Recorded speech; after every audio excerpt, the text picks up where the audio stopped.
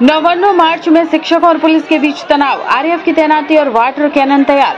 योग्य शिक्षक शिक्षिका अधिकार मंच की ओर से रविवार को नववर्णों अभियान के तहत पश्चिम बंगाल सरकार के खिलाफ बड़ी संख्या में बेरोजगार शिक्षकों ने मार्च निकाला। जैसे ही यह मार्च बंकिम ब्रिज पार करके आगे बढ़ा, पुलिस ने बार बार बैरिकेड लगाकर उसे रोकने की कोशिश की। इस दौरान शिक्षकों और पुलिस के बीच तीखी झड़प और धक्का मुक्की देखने को मिली। नववर्णों के पास करीब 2 मीटर ऊंचे बैरिकेड के सामने रैली को रोका गया। मौके पर आरएएफ को भी तैनात किया गया और किसी भी स्थिति से निपटने के लिए वाटर कैनन को भी तैयार रखा गया था। पुलिस ने प्रदर्शनकारियों से अपील की कि वे कानून न तोड़ें और निर्धारित रूट से ही मार्च करें, लेकिन प्रदर्शनकारी शिक्षक मुख्यमंत्री और मुख्य सचिव से सीधे बातचीत की मांग पर अड़े रहे। उन्होंने जैसे ही बैरिकेड हटाने की कोशिश की, पुलिस ने उन्हें बलपूर्वक रोका। इससे स्थिति और तनावपूर्ण हो गई। बेरोजगार शिक्षकों की मांग है कि सरकार जल्द से जल्द उनकी नियुक्ति प्रक्रिया पूरी करे और लंबे समय से अटकी भर्ती पर फैसला ले। फिलहाल नववर्णों के आसपास सुरक्षा के व्यापक बंदोबस्त किए गए हैं।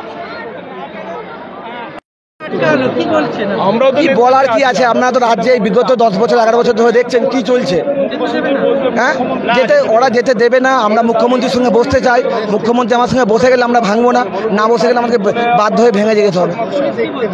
পুলিশ বলছেন যে দেখুন মুখ্যমন্ত্রী হয়তো বসবে না, হয়তো চিফ সেক্রেটারি বা এডুকেশনের যারা সেক্রেটারি আছে তারা বসবেন। এখন কে বসবে আমরা জানি না। পুরোটাই দিশেহারা, পুরোটাই ললিপপ। আর যেখানে মুখ্যমন্ত্রী আমাদের রাজ্য সরকার যেখানে চোরেদের হয়ে কোর্টের সওয়াল করছে, সেই মুখ্যমন্ত্রীর সাথে আমরা এর থেকে বেশি কি আশা করব।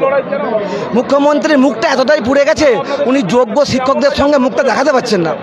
এটা আমাদের রাজ্যের লজ্জা, দেশের লজ্জা। এই লজ্জা মুখ্যমন্ত্রী কোথায় রাখবে? আপাতত আমরা অবস্থান বিক্ষোভ করবো, আলোচনা করি, আলোচনার মাধ্যমে আমাদের যা ঠিক হবে তাই করবো। আমার নাম শেখ রফিকুল হোসেন।